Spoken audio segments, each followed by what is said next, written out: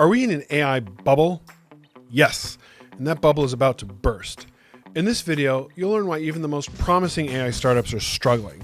Miss this and you might be caught off guard when the AI landscape changes overnight. In the wild world of AI, hype is high and the money's flowing like cheap champagne, but the reality is finally starting to kick in. Billions are being thrown at startups left and right, while some AI companies are rolling in dough, others are struggling to keep the lights on. I'm Evan Goldstein, licensed engineer and data scientist, and here at AI Capitalist, I help profit warriors pierce the membrane of AI technology and see what's inside. Take character.ai, creating personalized chatbots that let you talk to historical figures or get a custom AI teacher. It sounds cool, but they just got scooped up by Google in a deal that values them at $2.5 billion. Not bad, you might think. I wish I could sell a company for $2.5 billion. In fact, if anyone out there is interested in buying AI Capitalist for $2.5 billion, you can leave a comment below or you can message me offline. We have a motivated seller. But that's half of what investors were talking about last year. This isn't just a one-off. We're seeing a pattern here. In the last 5 months, 3 AI startup CEOs have jumped ship to tech giants. It's like watching rats leaving a sinking ship, but with more zeros in their bank accounts. According to Financial Times, Google has hired the founders of chatbot maker character.ai and struck a deal to license its models. It's the latest in a series of deals in which big tech companies have scooped up teams and technology from promising startups. Now, I know that these AI companies are still the rage, and everyone's using them.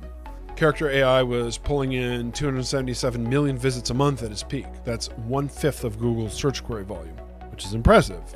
It's a value in and of itself. But here's where it gets tricky. All those users aren't translating into cold, hard cash or income. While AI search engines like Perplexity AI are raising big money, AI companion companies are struggling to get investors to open their wallets. Why can't these companies turn all those users into profit? A lot of these AI companies are piggybacking off of IPs they don't own. So character.ai, 70% of their traffic comes from game and anime characters. They can't monetize that effectively because they don't own the rights to the characters. The real fly in the ointment is the costs.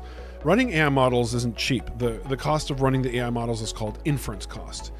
Number one is computing power. There's a lot of specialized hardware and massive computing clusters that are needed to run the models. Another one is data storage. So the information that the models are inputting and outputting have to be secured for enormous amounts of data. There's energy consumption because powering all the hardware isn't cheap. And of course, there's talent acquisition in getting top AI developers who command high salaries. The other operational costs are office space, software licenses, and day-to-day expenses that all companies deal with. In the case of Character AI, we're talking about $26 million a month just for the inference costs. And that's a conservative estimate. Meanwhile, their annual revenue, $15.2 million. You don't need to be a math whiz to see that it just doesn't add up. And this isn't just a character.ai problem. It's an industry-wide issue.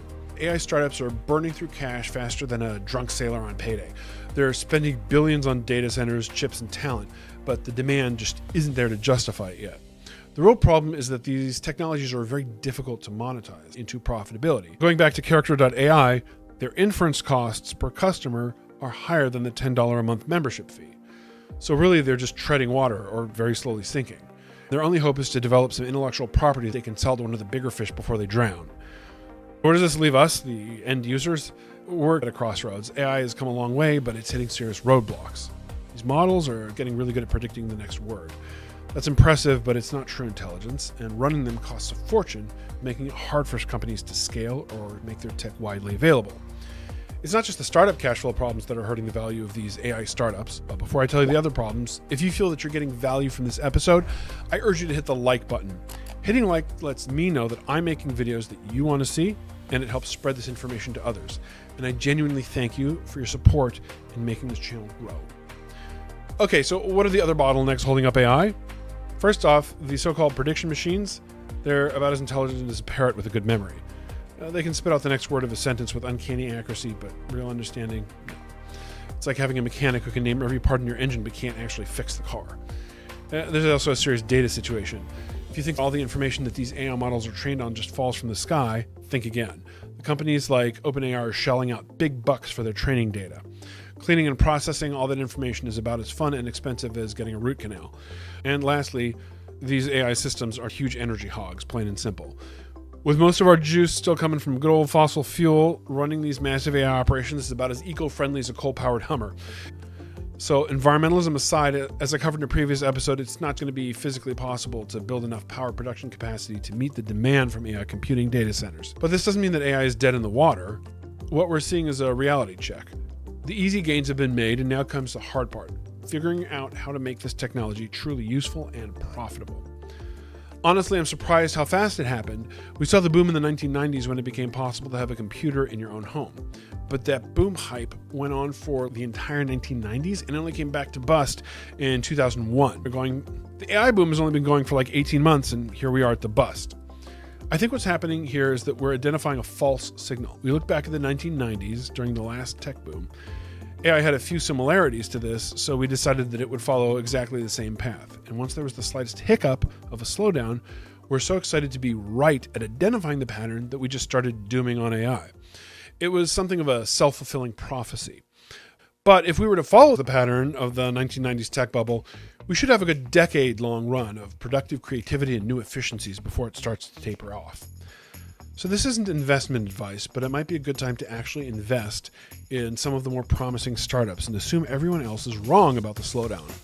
Because all of the problems and bottlenecks I listed above might be barriers, but they are also opportunities to be overcome. AI is impressive, but it's not magic. It's a tool. Like any tool, it's only as good as the people using it. So stay sharp, stay skeptical, and subscribe to AI Capitalist. AI revolution isn't over. It's just getting interesting.